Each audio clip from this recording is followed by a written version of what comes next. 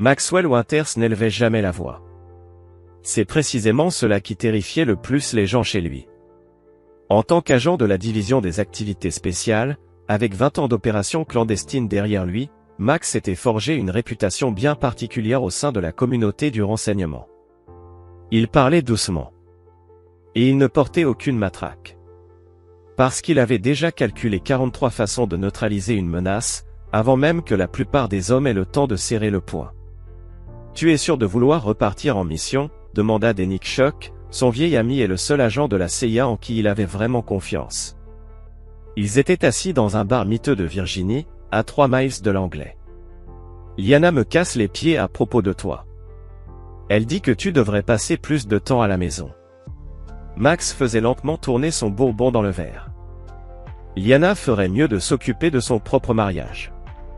Elle s'inquiète. On s'inquiète tous. 12 missions en 15 ans. Tu as une belle maison en banlieue, une femme qui supporte ton absence perpétuelle, et des enfants qui te reconnaissent à peine. Noah a 17 ans. Brooklyn en a 15. Ils me reconnaissent très bien. Max vida son verre d'un trait. C'est une mission de 4 mois. Extraction simple. J'ai connu bien pire, et pour plus longtemps. Denny se pencha en avant. Ce n'est pas à cause du boulot, hein? Il se passe quelque chose avec Adrienne? Les yeux de Max se durcirent un bref instant, avant qu'il ne retrouve son masque neutre. Rien que je ne puisse gérer quand je serai de retour. La vérité, elle, était bien plus compliquée. Depuis 3 mois, Max avait remarqué que certains schémas changeaient à la maison. L'intérêt soudain d'Adrienne pour le sport, les nouveaux vêtements, la manière subtile dont elle communiquait. Les changements de mots de passe sur ses comptes personnels. Ces fameuses soirées entre filles qui, étrangement, n'incluaient jamais ses amis habituels. Max était un homme qui voyait les schémas. C'est ce qu'il avait gardé en vie à Kandahar, à Damas, et dans une douzaine de sites noirs dont le gouvernement nierait l'existence jusqu'au jour du jugement dernier. J'ai installé le système de surveillance, dit-il à Denny. Surveillance à distance. Si quelque chose se passe pendant mon absence, je le saurai. Denny secoua la tête. Putain, Max. Tu as mis ton propre domicile sur écoute? Une simple assurance, répondit Max. Juste une assurance. Ce soir-là, tandis qu'il faisait son sac, Adrienne l'observait depuis l'encadrement de la porte de leur chambre. Grande, les cheveux blond miel, le physique d'une joueuse de tennis. À 40 ans, elle était avocate d'entreprise quand ils s'étaient rencontrés. Aujourd'hui, elle gérait le foyer et leurs investissements pendant qu'ils disparaissaient pendant des mois. Pour combien de temps, demanda-t-elle, bras croisés.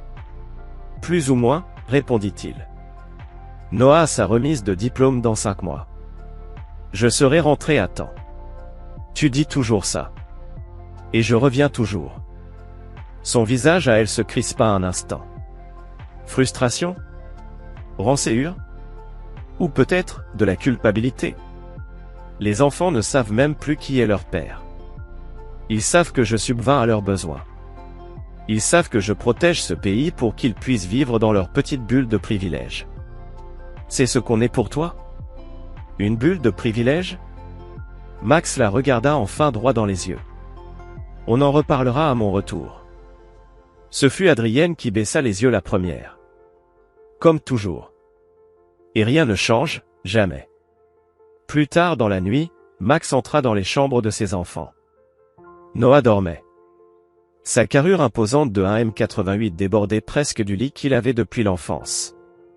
Des trophées de lacrosse bordaient les étagères. La lettre d'acceptation de Lucla trônait fièrement sur son bureau. Max resta silencieux, mémorisant chaque trait de son fils. Dans la chambre de Brooklyn, sa fille était encore réveillée, absorbée par son téléphone. Elle le salua à peine du regard. Pour quelques mois, murmura Max. Comme d'hab, répondit Brooklyn sans lever les yeux.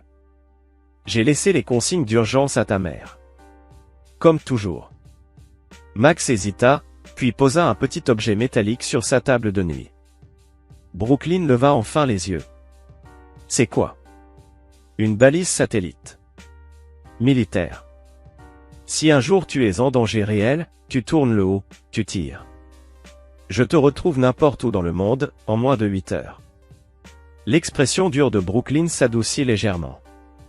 C'est même légal, ça, pour un civil. Un coin de la bouche de Max se releva. Non. L'espace d'un instant, père et fille échangèrent un regard complice. Puis Brooklyn replongea dans son écran. Bon voyage, je suppose. Max hocha la tête et quitta la pièce. Dans le couloir, il s'arrêta, écoutant le silence de cette maison qu'il avait achetée 10 ans plus tôt, une magnifique coloniale sur 2 hectares à Manléan, en Virginie. 4 chambres, un sous-sol aménagé, un garage pour 2 voitures. Le rêve américain, financé par des missions sanglantes que personne ne connaîtrait jamais. Alors qu'il descendait les escaliers, son téléphone vibra. Une notification de l'un de ses protocoles de sécurité.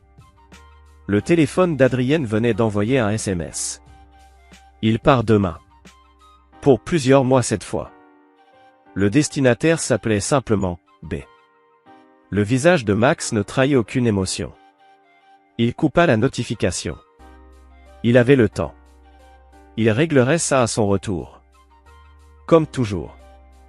Chapitre 2, l'opportuniste. Bryant Powell croyait fermement à l'art de saisir les opportunités. À 45 ans, il s'était bâti une réputation dans l'immobilier du nord de la Virginie, grâce à sa capacité à voir les schémas que les autres ne voyaient pas. Le crash immobilier de 2008 fut son premier coup de maître, il avait acheté des propriétés saisies à des prix dérisoires. Son second succès vint avec le développement de résidences de luxe destinées à la communauté du renseignement, qui avait envahi les banlieues de Washington D.C. Mais sa dernière opportunité avait franchi la porte de son bureau 9 mois plus tôt. Vêtu de blanc de tennis. Et portant une alliance. Adrienne Winters. Encore une migraine, demanda Adrienne, pressant doucement ses doigts contre les tempes de Bryant, allongé dans le lit. Leur lit.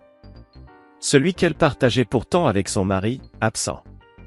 Je pensais à la propriété Henderson, mentit Bryant avec assurance. En réalité, il était en train de calculer la valeur nette de Maxwell Winters. En s'appuyant sur les actes de propriété, les investissements et les tendances financières. Et les fragments d'informations qu'Adrien avait révélés au cours de leur liaison de 8 mois dressaient un tableau saisissant, l'homme valait des millions, la plupart cachés dans des comptes offshore et des sociétés écrans. Un agent de la CIA menant un train de vie bien au-delà de son salaire gouvernemental, avec une épouse qui ignorait totalement l'étendue réelle de leur fortune. C'était l'occasion parfaite. J'ai encore parlé à Noah du plan, dit Adrienne en traçant des cercles sur le torse de Bryant. Il est toujours hésitant, mais Brooklyn est complètement partante. Bryant sourit. Ce sont des gamins intelligents. Ils ont compris que leur père avait quitté cette famille depuis des années. Maxwell n'est jamais parti, corrigea Adrienne. Il n'était jamais vraiment là. La maison, le mode de vie, les fonds pour les études, ce n'était qu'une couverture pour ce qu'il fait vraiment à l'étranger. Bryant avait passé des mois à cultiver cette relation, passant d'agent immobilier compréhensif à ami, puis à amant. Il avait commencé par montrer à Adrien des propriétés, juste pour le plaisir. Puis il avait suggéré des investissements, soulignant à quel point elle méritait mieux qu'un mari fantôme qui disparaissait pendant des mois. Les enfants avaient été plus compliqués. Noah, lycéen en terminale, restait méfiant et fidèle à son père. Brooklyn, en revanche, avait accueilli Bryant comme la figure paternelle attentive qu'elle n'avait jamais eue. « Tu es sûr pour la procuration ?» demanda Bryant d'un ton décontracté. « Elle est inattaquable. Quand Max est en mission classifiée, j'ai le plein pouvoir légal de gérer nos biens. » C'était son idée, au cas où il lui arriverait quelque chose à l'étranger. Bryant hocha la tête. La prévoyance de Maxwell serait sa perte. Et les comptes offshore? Le visage d'Adrienne s'assombrit. Je n'y ai toujours pas accès. Max les compartimente soigneusement. Ce n'est pas grave, la rassura Bryant. La maison et les investissements nationaux suffisent largement pour recommencer notre vie. Au cours du mois suivant, après le déploiement de Maxwell, Bryant exécuta méthodiquement son plan.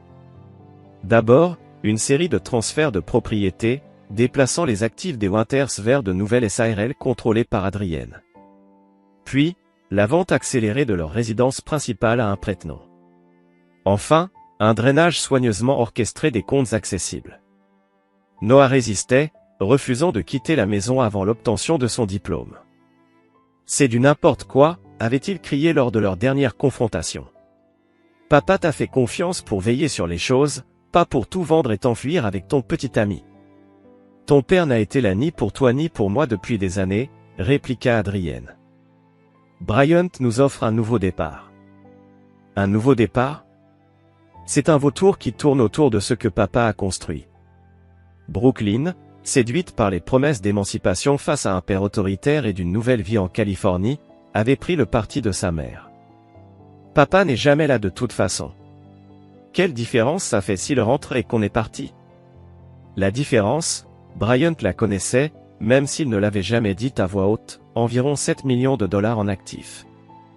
2 mois après le départ de Maxwell, la maison familiale des Winters fut vendue, les comptes nationaux vidés, et Adrienne Winters demanda le divorce pour cause d'abandon. Bryant et Adrienne achetèrent une maison en bord de mer à Newport Beach sous une nouvelle société écran, et Brooklyn fut inscrite dans une école privée prestigieuse pour sa 2e année de lycée. Seul Noah refusa le plan, préférant rester avec Denny, un ami de son père, jusqu'à sa remise de diplôme. Ces derniers mots à sa mère résonnèrent comme une prophétie. Tu n'as aucune idée de ce dont papa est capable. Aucune.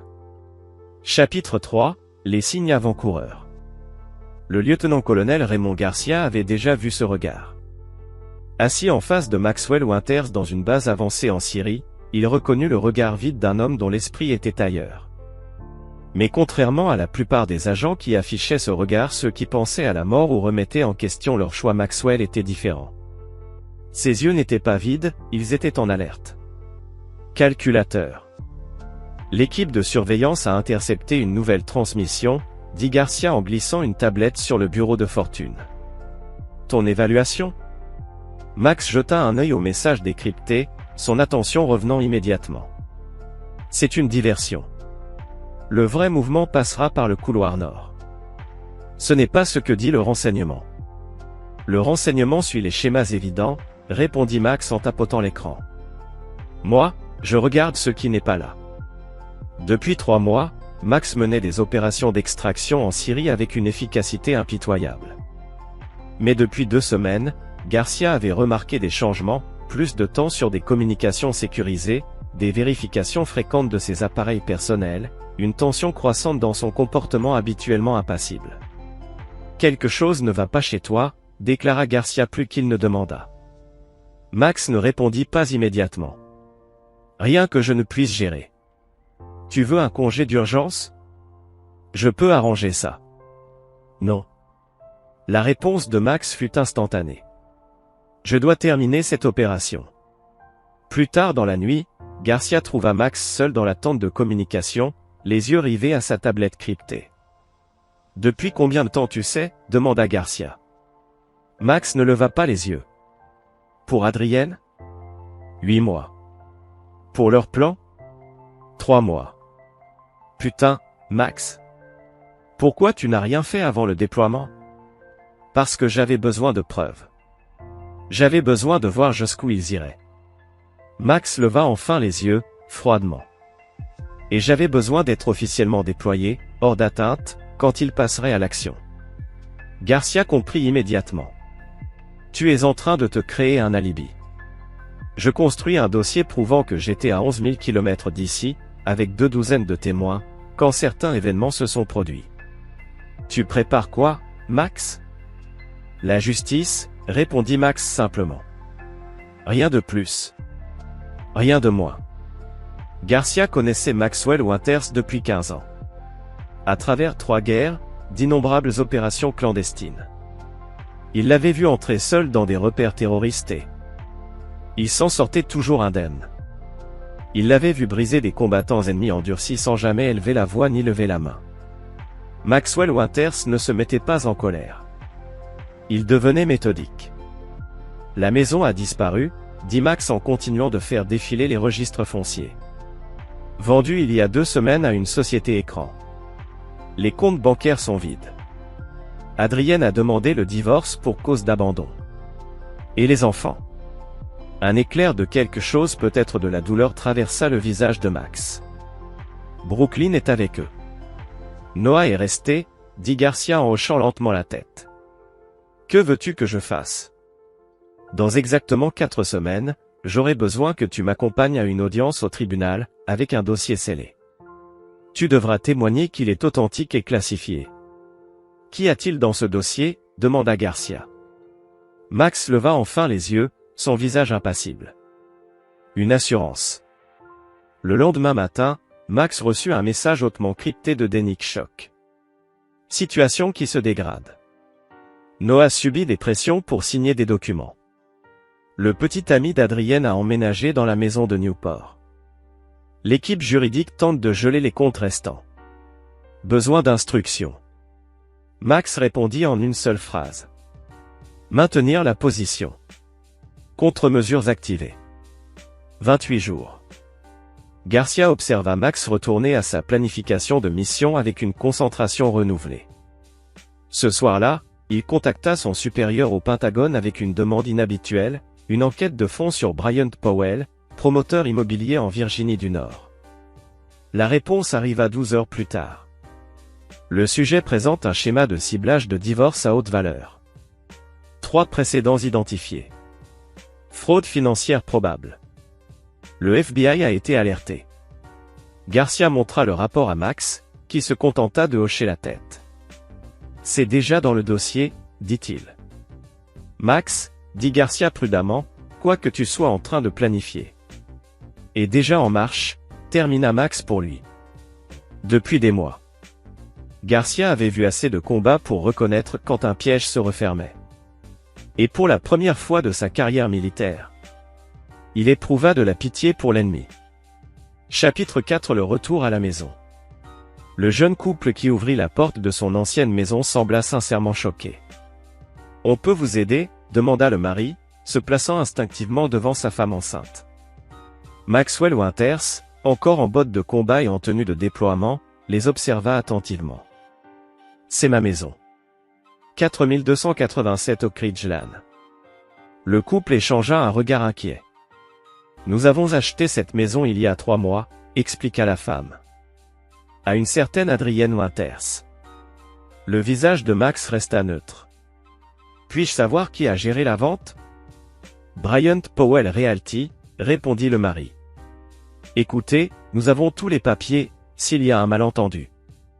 Ce n'est pas la peine, coupa Max avec douceur. Il doit y avoir une confusion. Je m'excuse de vous avoir dérangé. Alors qu'il se retournait pour partir, le mari l'interpella. Si vous êtes monsieur Winters, votre femme a dit que vous ne reviendriez pas. Que vous étiez déployé indéfiniment. Max s'arrêta, mais ne se retourna pas. Je reviens toujours. 3 heures plus tard, Max était assis dans le salon de Denick Shock, en train de consulter la documentation que son ami avait rassemblée pendant son absence. Ils ont agi vite, dit Denny en servant 2 verres de bourbon. Quelques semaines après ton départ, Bryant Powell s'est infiltré dans chaque aspect des finances de ta famille. La maison, les comptes d'investissement, tout ce qu'il pouvait atteindre via la procuration d'Adrienne. Et Noah? Le gamin dort dans ma chambre d'amis. Il a refusé d'aller en Californie avec eux. Là, il est à l'entraînement de la crosse. Il va être choqué de te voir déjà rentré. Max hocha la tête en consultant les registres de propriété. La maison de Newport Beach. Acheté 4,3 millions en liquide. Ton argent, précisa Denny. Adrienne a liquidé tes investissements nationaux. Elle ne pouvait pas toucher aux comptes offshore, évidemment. Évidemment. Max continua d'examiner les documents avec une précision mécanique. La demande de divorce parle d'abandon et de différends irréconciliables. L'audience est fixée à la semaine prochaine. Denny observa son ami avec attention. N'importe quel homme normal s'effondrerait à ce stade, Max. Je ne suis pas n'importe quel homme. Même pour toi, c'est glacial. Ta femme t'a vidé, est partie à l'autre bout du pays avec ta fille et son amant, et tu agis comme si tu analysais un rapport de renseignement. Max leva enfin les yeux. Parce que c'est exactement ce que je fais. Avant que Denny ne puisse répondre, la porte d'entrée s'ouvrit. Noah Winters entra, encore en tenue de sport. Il s'arrêta net en voyant son père. « Papa ?» Pour la première fois depuis son retour, quelque chose se brisa dans le calme glacial de Max. Il se leva lentement. Noah était maintenant plus grand que lui, avec la même mâchoire carrée et ce regard attentif. « Tu es en avance, » dit Noah. « Ton déploiement a été écourté ?» Noah laissa tomber son sac et traversa la pièce en 3 pas pour étreindre son père avec force. Max resta raide un instant, puis rendit l'accolade. « Je n'ai rien signé, » dit Noah avec ferveur. « Ils ont essayé de me faire signer des papiers pour le fonds fiduciaire, mais j'ai refusé. » Max hocha la tête, approuvant. « Bonne décision. » Brooklyn est partie avec eux, continua Noah en se reculant. « J'ai essayé de la convaincre de rester, mais... » Elle a fait son choix, termina Max. « On fait tous des choix, fiston. Et on affronte toutes les conséquences. » Denny s'éclaircit la gorge. « Noah, ton père a eu un long voyage. Tu devrais aller prendre une douche pendant qu'on termine ici. » Quand Noah fut parti, Denny se pencha en avant. « C'est quoi la suite ?»« Le tribunal, » répondit Max simplement. « Je dois comparaître. Tu sais que l'avocat d'Adrienne va te déchiqueter. Ils ont bâti un dossier selon lequel tu as abandonné ta famille. Tes missions sont présentées comme une négligence volontaire. Ils te décrivent comme un père absent qui préfère jouer à l'espion qu'élever ses enfants. » L'expression de Max ne changea pas. « Qu'ils essaient. Ce n'est pas une cellule terroriste que tu peux déjouer, Max. C'est le système judiciaire. Powell a des contacts parmi les juges de toute la Virginie du Nord. Il a déjà fait ça à d'autres militaires déployés. Je suis au courant, » dit Max en rassemblant les documents avec précision. « Contacte le lieutenant-colonel Garcia à ce numéro sécurisé. Dis-lui que l'opération Homecoming est lancée. Et pour apporter le dossier. » Denny avait l'air confus. « Quel dossier ? » Celui qui va tout faire basculer, répondit Max en se tenant droit. « Où est la balise de Brooklyn ? » Ça quoi ? Le petit appareil métallique que je lui ai donné avant son départ. Une balise de détresse militaire. Denny secoua la tête. Si elle l'a emmenée, alors elle est en Californie. Voilà l'assurance, dit Max d'un ton énigmatique. Il sortit son téléphone et ouvrit une application de géolocalisation. Un petit point clignotait sur la carte, au-dessus de Newport Beach. « Bonne fille », murmura-t-il.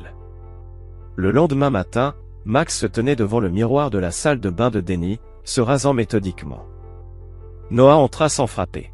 « C'est quoi le plan, papa ?» demanda-t-il en s'appuyant contre l'encadrement de la porte. « On ne va quand même pas les laisser tout nous prendre, hein ?» Max rinça son rasoir. « On ne va rien leur laisser. Brooke m'envoie des messages. Elle dit qu'ils avancent l'audience, que Powell a le juge dans sa poche, que tout est déjà plié. » Sa voix tremblait. « Elle dit que tu devrais juste signer le règlement et tourner la page. » Max s'essuya le visage et se tourna vers son fils. « Tu me fais confiance, Noah ? » « Oui. »« Alors retiens bien ceci, en guerre, le camp qui semble gagner est souvent celui qui marche droit dans un piège. » « C'est de ça qu'il s'agit ? D'une guerre ? » Le regard de Max se durcit. « C'est eux qui l'ont déclaré. » Plus tard dans la journée, Max se rendit dans une banque discrète à Arlington pour accéder à un coffre-fort. À l'intérieur, un vieux dossier militaire scellé, estampillé top secret. Il le glissa sous son bras et passa un coup de fil. « L'audience a été avancée à demain, » dit-il à Garcia.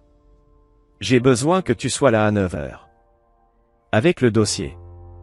Avec le dossier. Chapitre 5 L'audience. Le juge Vernon Royce siégeait au tribunal familial depuis 22 ans. Il en avait vu de toutes les couleurs, des séparations amicales, des batailles féroces, des réconciliations en larmes. Mais quelque chose dans l'affaire Winters lui donnait la chair de poule. La salle d'audience était à moitié vide quand Maxwell Winters y entra à 8h55 précise, vêtu d'un costume anthracite impeccable. Il était accompagné d'un officier militaire en tenue d'apparat et d'un civil qui prirent place derrière lui. Aucun avocat de son côté.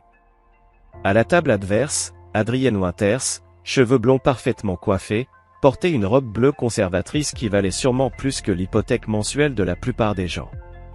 À ses côtés, Bryant Powell bronzé, cheveux argentés, sourire factice de vendeur professionnel.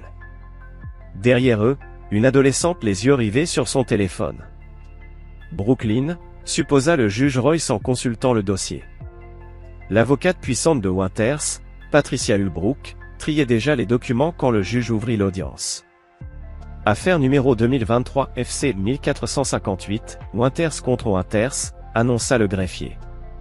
Il me semble que le défendeur se représente lui-même, demanda le juge Royce en jetant un regard sceptique à Maxwell. C'est exact, votre honneur, répondit calmement Max. Vous êtes conscient, monsieur Winters, que votre épouse demande la dissolution du mariage pour cause d'abandon, avec un accord de règlement déjà déposé. Je le suis. Patricia Ulbrook se leva. Votre honneur, étant donné que monsieur Winters a choisi de se représenter et qu'un accord complet a déjà été rédigé, nous demandons un jugement sommaire. Madame Winters demande simplement un partage équitable des biens acquis durant un mariage que monsieur Winters a abandonné par ses absences prolongées et répétées. Le juge Royce remarqua l'absence totale de réaction de Maxwell. La plupart des plaideurs non représentés auraient déjà protesté. Monsieur Winters, souhaitez-vous contester l'accusation d'abandon ou le règlement proposé? Oui, votre honneur.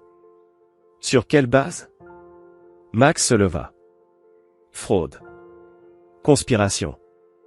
Et détournement illégal d'actifs.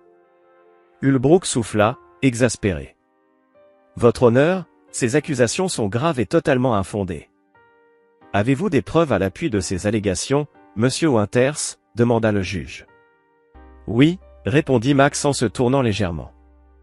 Avec la permission du tribunal, j'aimerais appeler le lieutenant-colonel Raymond Garcia à la barre. Le juge Royce fronça les sourcils. C'est très inhabituel pour une procédure de divorce, monsieur Winters. Pas plus inhabituel que de vendre la maison de son mari pendant qu'il est en mission, votre honneur, répondit Max d'un ton posé. Le juge hésita, puis hocha la tête. Je l'autorise. Mais cela doit être pertinent. Le colonel Garcia prêta serment et prit place. Colonel Garcia, quelle est votre relation avec moi? Demanda Max. J'étais votre officier commandant durant votre dernière mission dans des lieux classifiés en Asie du Sud-Ouest. À quelle date étais-je en mission? Du 15 janvier au 12 mai de cette année. Vous étiez sous mon commandement direct, physiquement présent dans des zones de combat en dehors des États-Unis pendant toute la durée. Pendant cette mission, avais-je un accès régulier aux communications civiles ou la capacité de gérer mes affaires domestiques? Non. Vos paramètres de mission limitaient les communications aux seuls canaux militaires, avec des exceptions extrêmement rares pour les urgences familiales. Max acquiesça. Merci, colonel. J'aimerais présenter comme preuve un dossier militaire scellé que le colonel Garcia a apporté avec lui aujourd'hui. Ulbrook se leva d'un bond. Objection, votre honneur. Nous ignorons totalement ce que contient ce soi-disant dossier militaire, et il n'a jamais été communiqué lors de la procédure de découverte. C'était impossible, répondit Max d'un ton calme. J'étais en zone de guerre, sans accès aux procédures juridiques civiles. Le juge Royce fronça les sourcils. Je vais examiner ce dossier avant de me prononcer sur sa recevabilité. Le colonel Garcia s'approcha du banc et remit un vieux dossier couvert de mentions de classification. Le juge Royce l'ouvrit et commença à lire. Son expression passa peu à peu du scepticisme à la stupéfaction. Après plusieurs minutes, il leva les yeux, le visage livide. Conseil. Et vous, dans mon bureau, immédiatement, lança le juge en se tournant vers le greffier. Faites évacuer la salle. Alors que les spectateurs sortaient un à un, Adrienne se pencha vers son avocat et lui murmura quelque chose avec insistance. Bryant Powell conserva son sourire confiant, bien qu'il se soit visiblement crispé. Dans le bureau du juge, Maxwell restait silencieux tandis que le juge Royce posait un dossier sur son bureau. Madame Winters, Maître Powell. Êtes-vous conscient du contenu de ce dossier? Demanda-t-il sèchement. Adrienne parut déconcertée. Non, votre honneur. Mademoiselle Hulbrook, je vais vous poser une question très importante, reprit le juge Royce. Étiez-vous au courant des précédentes implications de M. Powell dans des situations similaires impliquant des militaires déployés? L'avocate sembla réellement surprise. Non, votre honneur. Le juge Royce se tourna alors vers Maxwell. Monsieur Winters, est-ce exact que vous souhaitez engager des poursuites pénales distinctes de la procédure de divorce? C'est exact, votre honneur. La couleur disparut du visage de Bryant Powell. Des poursuites pénales. C'est absurde. De quoi m'accuse-t-on exactement? Max se tourna enfin vers l'homme qui lui avait volé sa femme, sa maison et sa fille. Fraude. Complot. Fraude électronique. Usurpation d'identité. Et violation du Civil Relief Act pour les militaires, pour commencer. C'est ridicule, s'exclama Powell. Adrienne avait une procuration. Ce qui n'autorise pas à comploter sciemment pour escroquer un militaire en mission, l'interrompit le juge Royce. Monsieur Winters a présenté des preuves indiquant un schéma répétitif visant des familles de militaires pendant les déploiements. Adrienne se tourna vers Bryant, horrifié. De quoi parle-t-il? Pour la première fois, Max s'adressa directement à sa femme. Il a déjà fait ça, Adrienne. 3 fois. Dans 3 états différents. Sous 3 identités différentes. Parfois, même le FBI le recherche depuis des années. C'est un mensonge. Hurla Powell. Adrienne, ne l'écoute pas. Le dossier contient les dépositions sous serment de 3 anciennes victimes, déclara le juge Royce avec froideur. Ainsi que des relevés bancaires montrant des transferts identiques à ceux constatés dans l'affaire Winters. Adrienne perdit tout contrôle. Bryant, qu'est-ce que tu as fait? Rien d'illégal, insista-t-il. Tout a été fait avec ton autorisation. Ta signature. Sous de faux prétextes, corrigea Max. Pendant que j'étais déployé. Ce qui déclenche les protections fédérales du Civil Relief Act. Le juge Royce se racla la gorge. À la lumière de ces éléments, je gèle tous les avoirs détenus par Madame Winters et Monsieur Powell en attendant la suite de l'enquête. La procédure de divorce est suspendue jusqu'à résolution des affaires pénales. Vous ne pouvez pas faire ça. Protesta Bryant. Je viens de le faire, répondit le juge. Puis il se tourna vers son greffier. Contactez le service des US Marshals, et mettez-moi le FBI en ligne. Alors que la réalité s'effondrait autour d'eux, la voix d'Adrienne tremblait. Max, je ne savais pas. Je te jure que je ne savais rien de son passé. Le visage de Max resta impassible. Mais tu savais que tu vendais notre maison. Tu savais que tu vidais nos comptes. Tu savais que tu déposais de fausses déclarations d'abandon, pendant que j'étais en zone de guerre. Pour la première fois, les larmes montèrent aux yeux d'Adrienne. Tu n'étais jamais là. Tu ne faisais pas partie de cette famille. J'ai construit cette famille, répondit Max d'une voix glaciale. Je l'ai protégée. Je l'ai nourrie. Et tu as tout vendu, pour un escroc bronzé avec une Rolex. Le juge Royce intervint. Monsieur Winters, que souhaitez-vous faire concernant votre fille? Elle est mineure et toujours sous votre autorité légale. Max jeta un coup d'œil vers la porte, pensant à Brooklyn qui attendait dehors. Elle a fait son choix, votre honneur. Elle devra vivre avec les conséquences, comme sa mère. À leur sortie du bureau, 2 marshals attendaient déjà pour escorter Bryant Powell hors du bâtiment. Adrienne restait figée, regardant en direct son monde s'effondrer. Brooklyn leva enfin les yeux de son téléphone, passant de l'ennui à la confusion, puis à l'inquiétude. Maman? Qu'est-ce qui se passe? Avant qu'Adrienne ne réponde, Max s'approcha de sa fille. Ils t'ont menti, Brooklyn. Ils ont tout volé, et t'ont dit que c'était légal. Maintenant, ils vont devoir assumer. Les yeux de Brooklyn s'écarquillèrent. Mais tu n'étais pas là. Tu n'étais jamais là. Et pourtant, j'ai tout vu, répondit Max, sa voix se radoucissant légèrement. La balise que je t'ai donnée n'était pas seulement pour les urgences.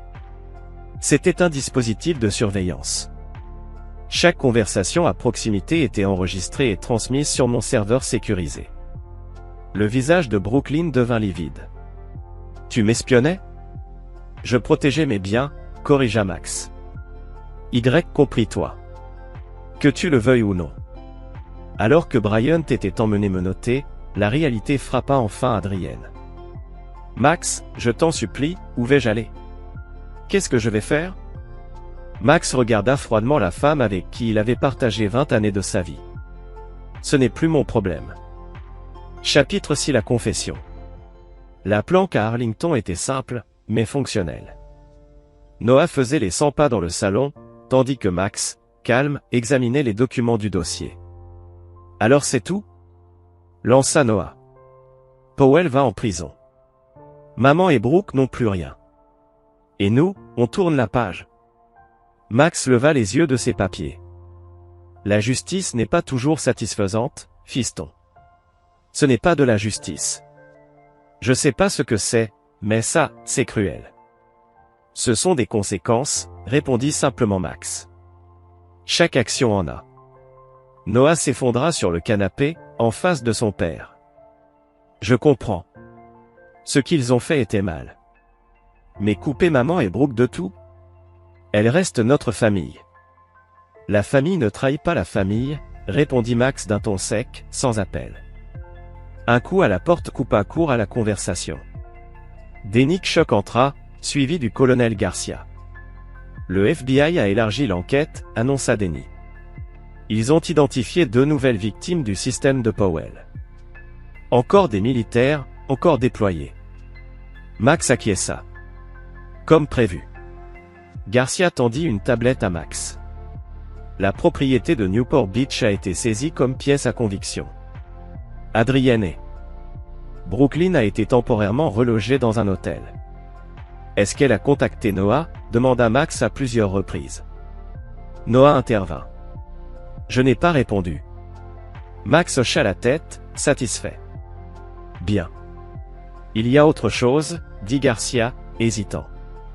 Powell propose de coopérer avec les procureurs fédéraux en échange d'une réduction de peine.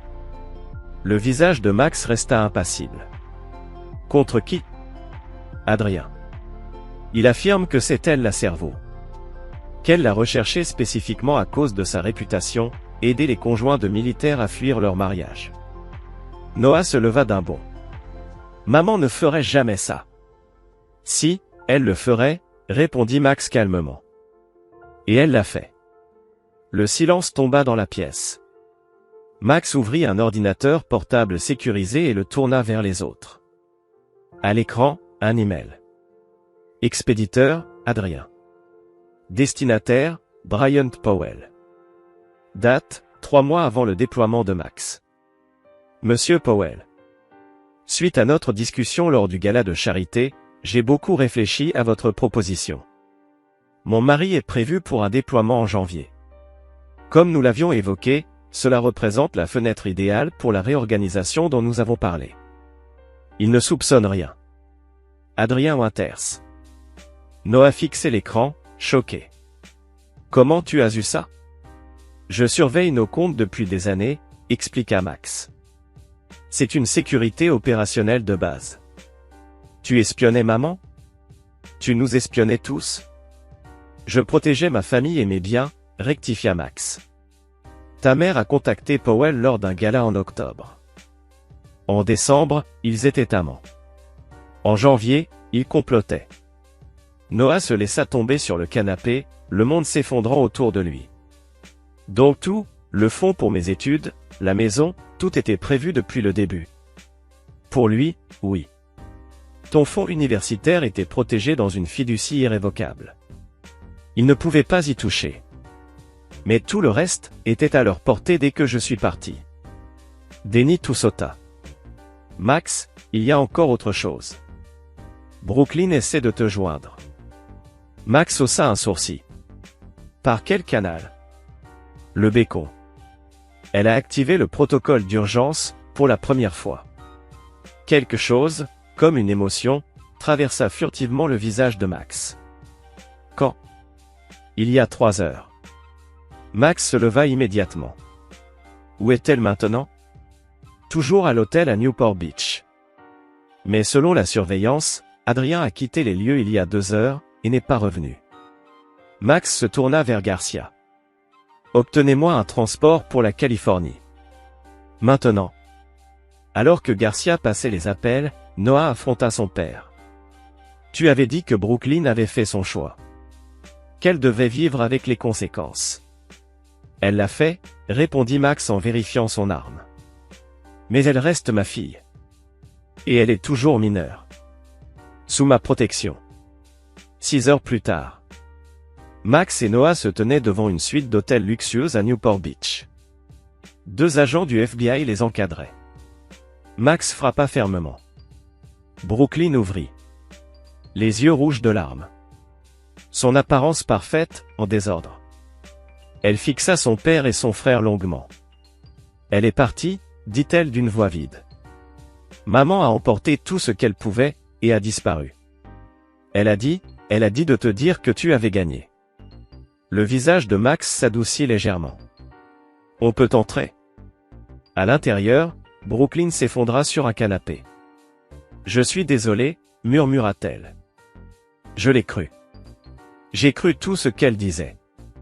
Que tu ne reviendrais jamais. Que tu ne te souciais pas de nous. Qu'on méritait ce qu'on prenait. Max s'assit en face d'elle. Rigide. Mais les yeux attentifs. Raconte-moi tout. Brooklyn parla. Des mois de manipulation. Les promesses. Puis la révélation progressive que Powell avait déjà fait ça avant. Max l'écouta sans l'interrompre. Noah marchait près des fenêtres, regardant sa sœur, partagée entre colère et compassion. « Quand as-tu compris ?» demanda enfin Max. Après l'audience. Quand ils ont emmené Powell, maman a changé du tout au tout. Elle a commencé à passer des appels, à déplacer de l'argent. Elle était différente. Les larmes coulèrent sur le visage de Brooklyn. Elle m'a dit que tu m'avais mise sur écoute. Que le bécon était un dispositif de localisation. C'est vrai? Oui. Donc tu as tout entendu? Chaque fois que je te critiquais? Chaque fois que je disais que tu étais un monstre? Oui. Le visage de Brooklyn s'effondra. Alors, pourquoi tu es venu? Pourquoi tu m'as aidé après ce que j'ai fait? Pour la première fois depuis le début de ce cauchemar, la façade de Max se fissura. Parce que tu es ma fille. Mes choix m'ont éloigné de cette famille presque toute ta vie.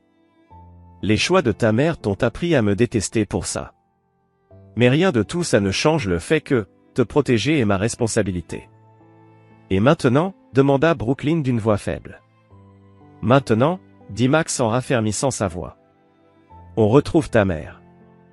Et on clôt ce chapitre. Chapitre 7, la traque. La maison sécurisée du FBI à San Diego était loin du luxe de l'hôtel de Newport Beach. Brooklyn était à la table de la cuisine, remuant une tasse de thé froide. Noah, adossé au comptoir, regardait son père avec un mélange de respect et d'effroi. Max traçait méthodiquement une ligne du temps sur le mur du salon. « Comment tu fais pour rester si calme ?» demanda enfin Noah. « Maman t'a volé des millions. Elle a essayé de tout prendre. Puis elle a disparu. Tu n'es pas en colère ?» Max plaça un autre document sur le mur. « La colère est contre-productive. Tu n'as même pas haussé la voix une seule fois. C'est pas normal, papa. » Max se tourna vers lui. Crier ramènerait la maison? Hurler ferait revenir l'argent? Les crises nous aideraient à la retrouver? Non. Alors elles ne servent à rien. Max retourna à son travail. Dans mon métier, les réactions émotionnelles font tuer des gens. Brooklyn releva la tête. C'est ça pour toi? Une mission de plus? Avant que Max ne puisse répondre, la porte s'ouvrit. Denny entra avec le colonel Garcia. « On a quelque chose », annonça Denny en posant un ordinateur sur la table. Adrien a utilisé son passeport d'urgence au poste frontière de Tijuana. Il y a 12 heures. Max étudia l'image floue. Le Mexique n'est qu'un point de transit. Elle n'a aucun contact là-bas. D'accord, acquiesça Garcia. On pense qu'elle se dirige vers Belize ou le Costa Rica. Là où il y a le secret bancaire et peu d'extradition. Max tapa sur l'écran. Elle voyage sous le nom d'Adrienne Walsh. Son nom de jeune fille. Le FBI a signalé son passeport. Mais si elle passe par des voies non officielles? Denny laissa planer la suite. Soudain, Brooklyn se leva. Je sais où elle va. Tous les regards se tournèrent vers elle. Quand il préparait tout ça, Powell avait mentionné une propriété à Belize. Un plan de secours si les choses tournaient mal. Sa voix tremblait légèrement. Ils ne m'ont jamais dit l'adresse exacte. Mais maman a un album privé sur son téléphone intitulé Placencia. Max sortit une carte sur sa tablette. Placencia. Côte sud du Belize. Destination prisée des expatriés. Présence policière limitée. Il pourrait y avoir des milliers de propriétés, fit remarquer Denny. Comment on réduit le champ? Demanda Max à Brooklyn. Tu te souviens d'un nom? Une entreprise? Une référence? Brooklyn ferma les yeux pour se concentrer. Pélican quelque chose. Pélican point. Non. Pélican Rise. Les doigts de Max s'activèrent sur la tablette. Pélican Rise Développement. Villa de luxe sur la péninsule de Placencia. Il montra le site. Villa en bord de mer, exclusive. Noah se pencha par-dessus son épaule. Et comment on sait laquelle est à elle? On ne sait pas, répondit Max. Mais on connaît quelqu'un qui le sait. 8 heures plus tard. Max était assis en face de Bryant Powell, dans une salle de visite d'un centre de détention fédéral. L'ancien promoteur immobilier, autrefois sûr de lui, avait perdu son bronzage. Sa démarche assurée, sa combinaison de prison bien loin de ses costumes sur mesure. Je n'ai rien à te dire, ricana Powell. Mon avocat m'a déconseillé toute conversation. Je ne suis pas là pour parler, répondit Max calmement. Je suis là pour te proposer un marché. Powell éclata d'un rire amer. Tu n'as rien que je veuille. J'ai de l'influence auprès des procureurs fédéraux. Actuellement, tu risques 20 ans, minimum. Je peux faire réduire ça à 5. L'expression de Powell changea, devenant plus rusée. En échange de quoi? La localisation d'Adrienne, à Belize. La propriété exacte. Les détails de sécurité. Les informations bancaires. Pourquoi tu veux tout ça? Pour te venger de ta femme? Les tribunaux s'en occuperont. Max se pencha légèrement. Les tribunaux ne peuvent rien contre elle à Belize. Et elle a pris quelque chose qui m'appartient. L'argent, se moqua Powell. C'est toujours une question d'argent avec les militaires. Pas l'argent, corrigea Max, des informations. Classé secret défense. Des données qui pourraient compromettre la sécurité nationale. Les yeux de Powell s'écarquillèrent légèrement. Adrienne ne ferait jamais ça.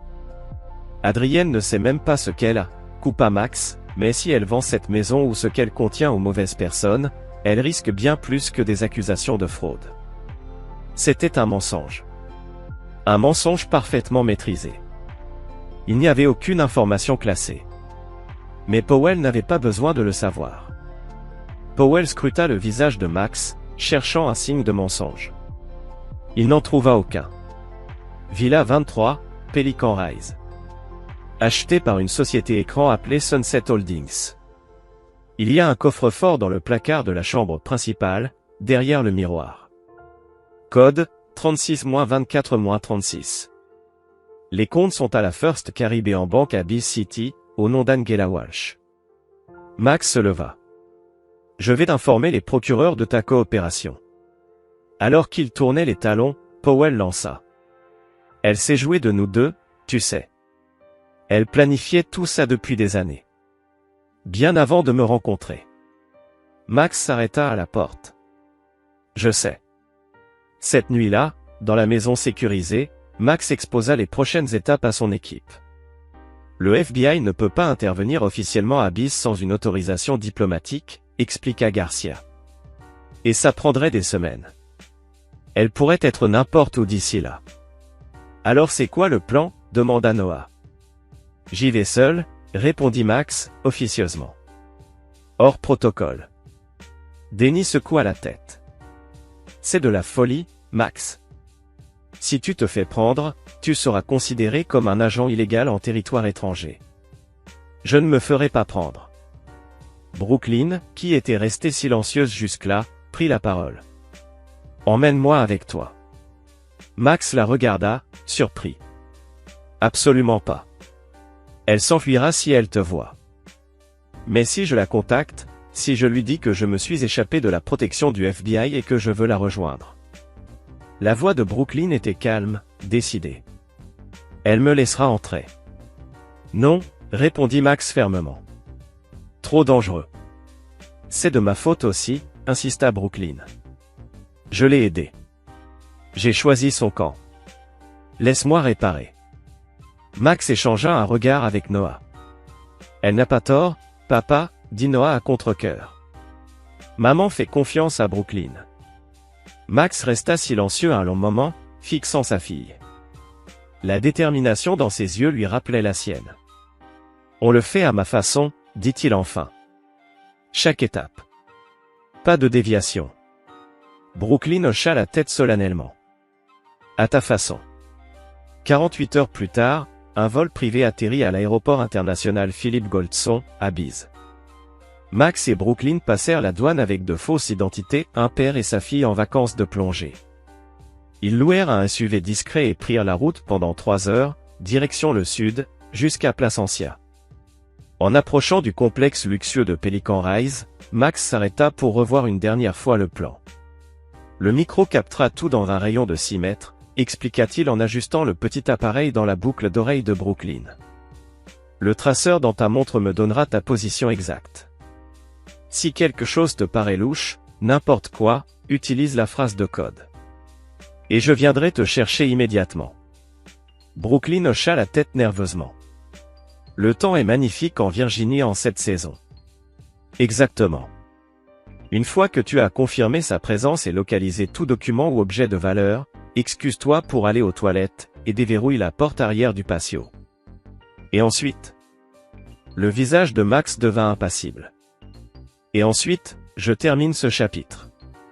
Chapitre 8, la confrontation.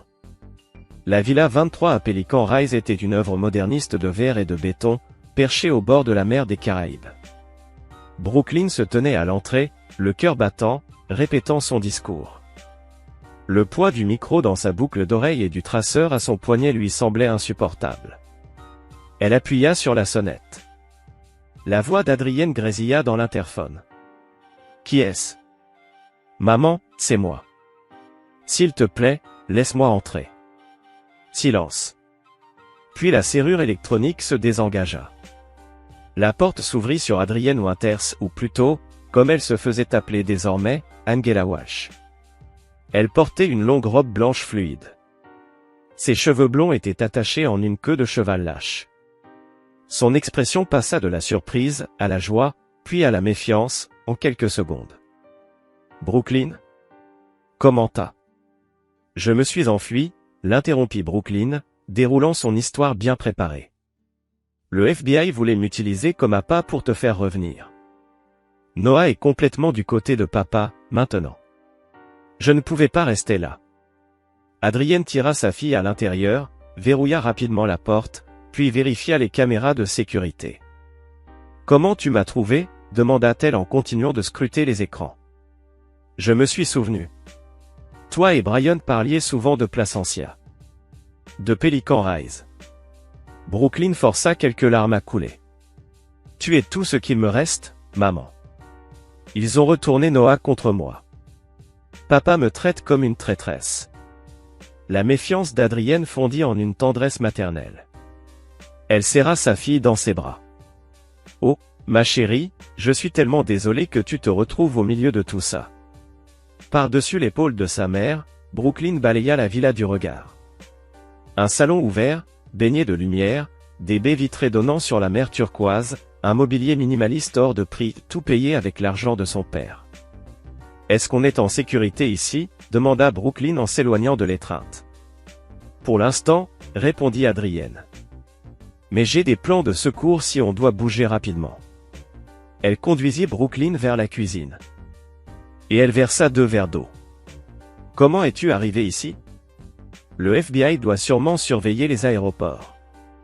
J'ai utilisé l'argent d'urgence que papa gardait toujours à la maison, mentit Brooklyn avec aisance.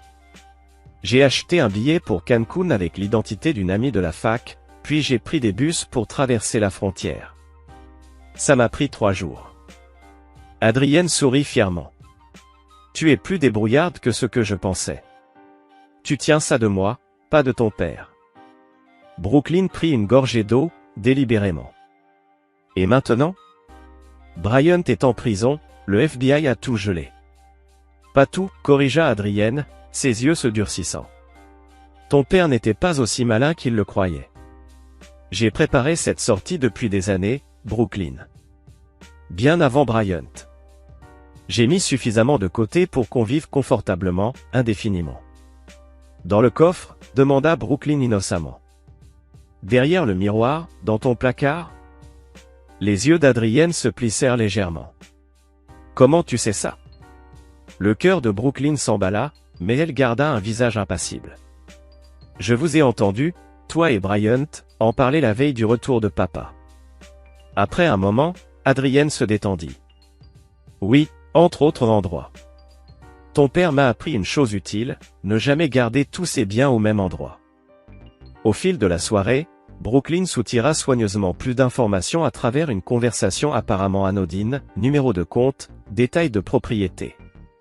Tout était transmis par son micro caché à Max, qui écoutait depuis un bateau loué au large. Je peux utiliser ta salle de bain? Demanda Brooklyn après avoir confirmé l'emplacement du coffre et les plans de secours d'Adrienne. Bien sûr. Au fond du couloir, 2e porte à droite. Dans la salle de bain, Brooklyn envoya un texto depuis un téléphone jetable. Prête.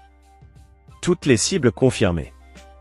Sur le chemin du retour, elle fit un détour par la cuisine et déverrouilla discrètement la porte du patio, comme prévu. Puis elle rejoignit sa mère au salon. J'ai réfléchi, dit Adrienne en se resservant un verre de vin. On devrait partir demain. Cet endroit pourrait être compromis. Si toi tu l'as trouvé.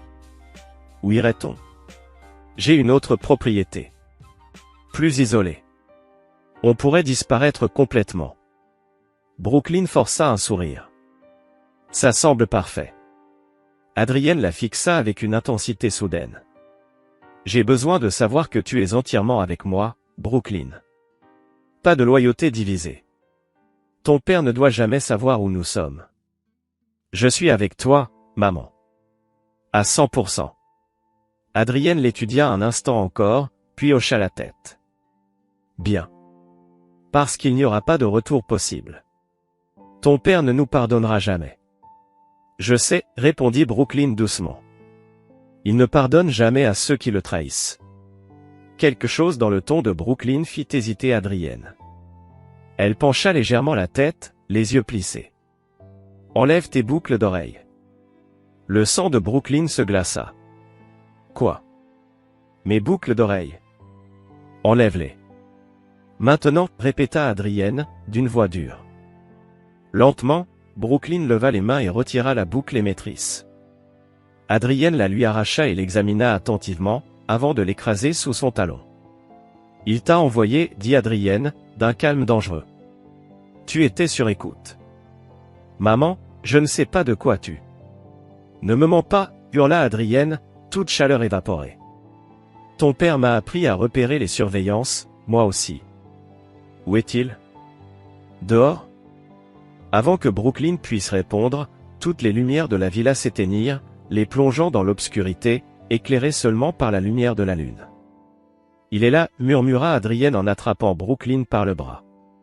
Bouge. Elle la tira jusqu'à la chambre principale, sa poigne douloureusement ferme. À l'intérieur, elle repoussa Brooklyn contre un mur et courut vers le placard, arrachant frénétiquement le miroir pour accéder au coffre. Maman, s'il te plaît, supplia Brooklyn. Rends-toi. Ce sera plus facile. Plus facile? Adrienne éclata de rire, amèrement, en tournant le cadran du coffre. Ton père me laisserait pourrir en prison le reste de ma vie. Ça n'a jamais été une question d'argent pour lui. C'était le contrôle. Ça l'a toujours été. La porte du coffre s'ouvrit, révélant des liasses de billets, des passeports et un petit pistolet. Adrienne s'en empara et se tourna vers Brooklyn. « Je suis désolé qu'on en soit arrivé là, dit-elle d'une voix ferme, vérifiant l'arme. J'espérais vraiment que tu disais la vérité. » Avant que Brooklyn ne puisse répondre, une voix calme se fit entendre depuis la porte de la chambre. « Pose le pistolet, Adrienne. » Max se tenait là, silhouetté dans le couloir, son allure détendue mais alerte. Son visage était caché par l'ombre. « Comme c'est approprié, dit Adrienne en gardant l'arme braquée sur Brooklyn. L'espion revenu du froid. Tu as aimé écouter notre conversation, Max ? Elle a confirmé ce que tu soupçonnais depuis toujours à mon sujet ? Je n'ai jamais eu besoin de confirmation, répondit Max d'un ton égal. Je sais qui tu es depuis des années. Adrienne ricana, sans joie. Alors pourquoi rester ? Pourquoi jouer cette comédie de famille, de mariage, d'enfant ? Parce qu'il méritait de la stabilité, dit Max simplement. Il méritait un père présent. Pas un fantôme qui apparaît tous les quelques mois pour vérifier si ses biens sont toujours en place, rétorqua Adrienne. Baisse ton arme, répéta Max en avançant d'un pas, c'est fini. Ce n'est fini que lorsque je le décide, répondit Adrienne, sa voix tremblant légèrement. J'ai un bateau amarré derrière la propriété. Brooklyn et moi partons. Tu nous laisses passer, ou je m'assure qu'elle paie pour ton entêtement. Pour la première fois, une émotion traversa le visage de Max. Tu menacerais ta propre fille ? Je la protège de toi, répliqua Adrienne. De devenir une autre de tes possessions à surveiller et contrôler. Brooklyn prit la parole, sa voix étonnamment calme. Maman. Il n'est pas seul. La maison est encerclée. Adrienne jeta un regard inquiet vers les fenêtres. Tu mens. Non, elle dit vrai, confirma Max. Le colonel Garcia est là, avec l'équipe. Les autorités du Bléant ont accordé une dérogation d'urgence pour leur présence. Il n'y a nulle part où fuir. La détermination d'Adrienne vacilla visiblement. Je ne te crois pas. Alors crois ceci, poursuivit Max, sa voix s'adoucissant légèrement. Si tu poses l'arme maintenant, Brooklyn n'aura pas à témoigner contre toi. Je m'assurerai que les charges soient réduites. Tu feras de la prison, mais pas autant que tu le mérites. Et si je ne le fais pas, alors je m'assurerai que tu ne vois plus jamais la lumière du jour. L'affrontement sembla durer une éternité. Finalement, les épaules d'Adrienne s'affaissèrent. Elle abaissa son arme. Tu as gagné, Max. Tu gagnes toujours. Elle posa l'arme sur la table de chevet. Max s'avança rapidement pour la sécuriser. Brooklyn se précipita vers lui et entoura son père de ses bras, enfouissant son visage dans sa poitrine. « Je suis désolé, murmura-t-elle. Je suis tellement désolé pour tout. » Max resta rigide un instant, puis leva son bras pour enlacer sa fille. « C'est terminé maintenant, dit-il doucement. Tu es en sécurité. » Adrienne observa cette étreinte avec une amère résignation. « Tu as monté ma propre fille contre moi. Félicitations. » Max leva les yeux vers sa femme, après 20 ans de mariage. « Non, Adrienne. Tu l'as fait toute seule. Quand tu as choisi l'argent plutôt que ta famille. Quand tu lui as appris que la loyauté ne comptait pas. Que les vœux ne signifiaient rien. Que l'engagement n'était qu'un mot vide. » Comme si c'était programmé, le colonel Garcia entra dans la pièce, accompagné de 2 agents de la police blélésienne. Adrienne Winters, annonça Garcia d'un ton officiel, vous êtes en état d'arrestation pour fraude, complot, et violation de la loi de protection des militaires. Alors que les agents lui passaient les menottes, Adrienne ne quitta pas Max des yeux. Ce n'est pas la justice, Max. C'est une vengeance. Max resta impassible. D'après mon expérience, parfois, c'est la même chose. Chapitre 9, les conséquences. 6 mois plus tard. Maxwell Winters se tenait sur le balcon de sa nouvelle maison, une structure moderniste en verre et en acier, perché sur une falaise surplombant la rivière Ptoak. Derrière lui, Noah et Brooklyn débattaient joyeusement des garnitures de pizza, leur voix portée à travers la baie vitrée ouverte. Denny le rejoignit sur le balcon, lui tendant un verre de bourbon. Pas mal pour un nouveau départ. Max accepta le verre d'un signe de tête. Plus petit que Céline, mais plus défendable. Denny éclata de rire. Seul toi peux juger une maison de luxe à 3 millions de dollars selon ses avantages tactiques. À l'intérieur, la dispute sur la pizza se poursuivait, entrecoupée de rires à un son qui avait trop longtemps disparu de leur foyer. Ils s'adaptent bien, observa Denny. Ils sont résilients, répondit Max, ils tiennent ça de moi. L'opération Bise s'était terminée exactement comme Max l'avait prévu. Adrienne avait été extradée pour faire face à des accusations fédérales. Elle avait fini par accepter un accord de plaidoyer, 8 ans dans un centre à sécurité minimale. Bryant Powell avait écopé de 12 ans, après que d'autres victimes se soient manifestées. Les comptes offshore avaient été récupérés. Les avoirs volés restitués. Des nouvelles d'Adrienne, demanda Denny prudemment. Elle écrit aux enfants chaque mois. Noah ne répond pas. Brooklyn, oui. Le ton de Max restait neutre, mais Denny perçut une lueur d'approbation dans ses paroles concernant les choix de Brooklyn. Et la maison de Newport Beach? Vendue. Les recettes sont placées en fiducie pour les enfants. Max but une gorgée de bourbon. Je ne toucherai jamais à de l'argent qu'elle a souillé. Le colonel Garcia arriva 1 heure plus tard et se joignit à la famille pour le dîner. La conversation resta légère jusqu'à ce que les enfants montent se coucher, laissant les 3 hommes seuls avec leurs verres. L'enquête est officiellement close, rapporta Garcia. Tous les avoirs récupérés. Toutes les charges déposées. C'est terminé, Max. Max hocha la tête, sans un mot. Tu as réfléchi à la suite, demanda Denny. L'agent s'appelle. Ils veulent te revoir sur le terrain. J'ai assez donné, répondit Max, 20 ans de ma vie. Mon mariage. Presque mes enfants. Donc tu prends ta retraite? Garcia fronça les sourcils. Une réaffectation, corrigea Max, opération domestique uniquement. Plus de missions extérieures. Denny haussa les sourcils. Ils ont accepté ça? Ils n'avaient pas le choix. Pour la première fois de la soirée, le coin de la bouche de Max se releva, dans un semblant de sourire. J'ai encore des copies de tous les dossiers. Garcia faillit s'étouffer avec son verre. Jésus, Max. De l'assurance, répondit Max simplement. Toujours avoir une assurance. Plus tard dans la nuit, bien après le départ des invités et le coucher des enfants, Max était seul dans son bureau.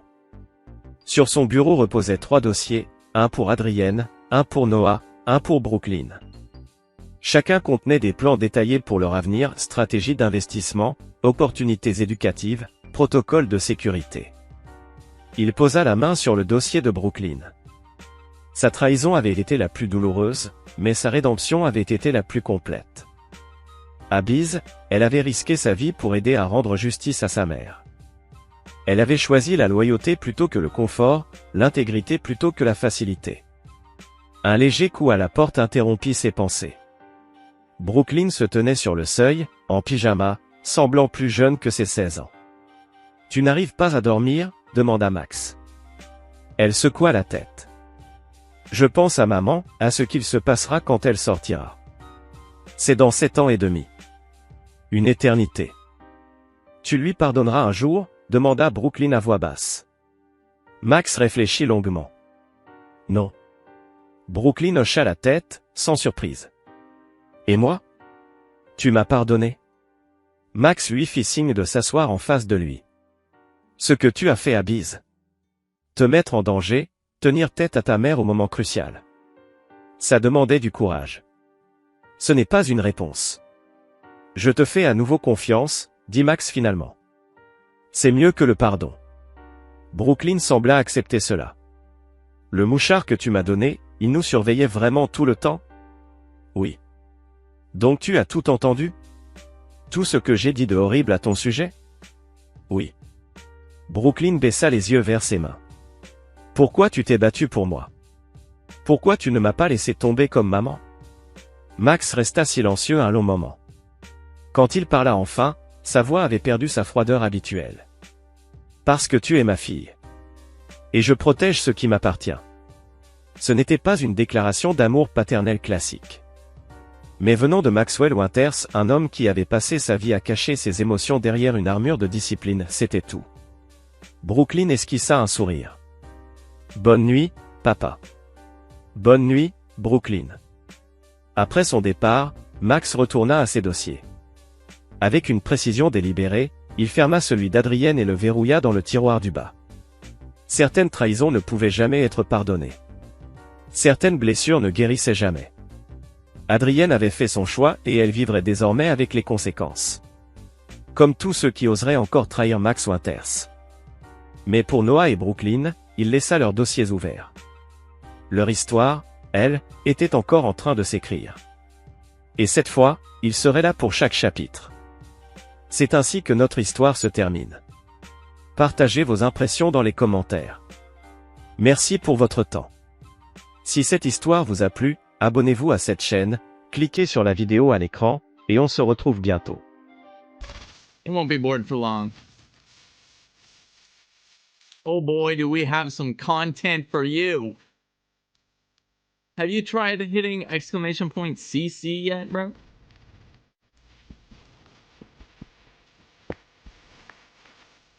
Oh, we are not playing Overwatch, Dylan? What do you mean?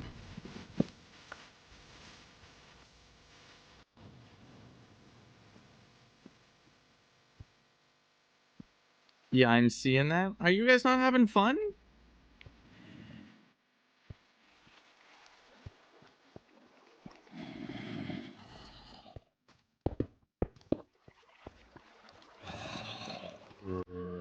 The stream is popping. Oh, well, thank you.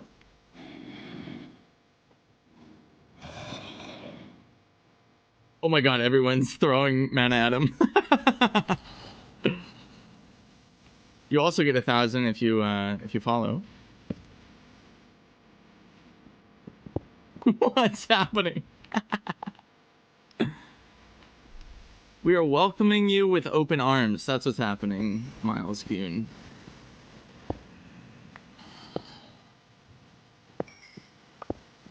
Miles, watch this. Loses 500 mana.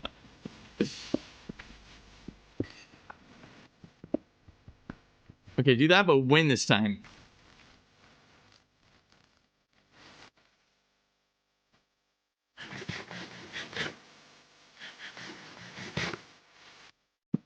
Also, we got song request on.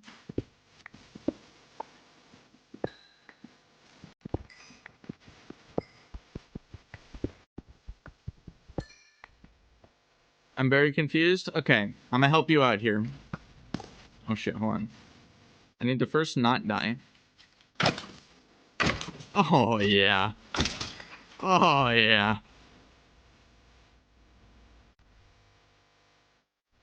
I have no iron still. I'm gonna help you out here. We're playing hardcore Minecraft, but chatters, viewers can interact with my game directly, meaning that they can try to fling me off edges, give me potion effects, remove my max health, give me items like netherite swords, take away items. They get to, pardon my French, F with me directly. My goal is to try to beat the game. Some people are with me, some people are against me, some people are a little bit of both. If you want to try it out for yourself, you can do exclamation point CC. Or, it's right up there. That's the command directly above me. Or if you're on desktop, there should be a button right on the screen, big yellow guy. It says crowd control. Okay? By default, you'll have, I think, 25 coins. you are welcome to purchase more. It directly helps the stream, but every 30 minutes you'll get 25 more coins. I'll give you guys a 30-minute update to redeem them just about every time.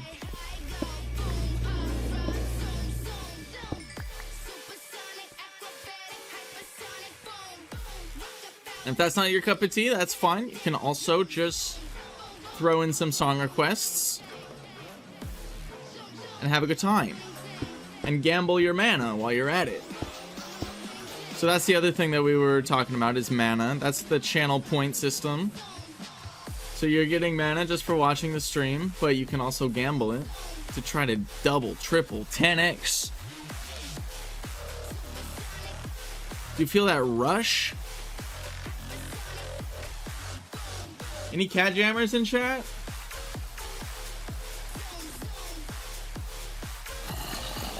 Any EDM enjoyers in the chat room? Oof, ouch.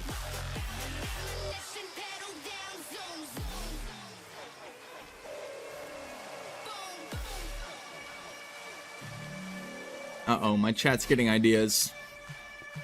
This is not good. I don't like it when they have ideas.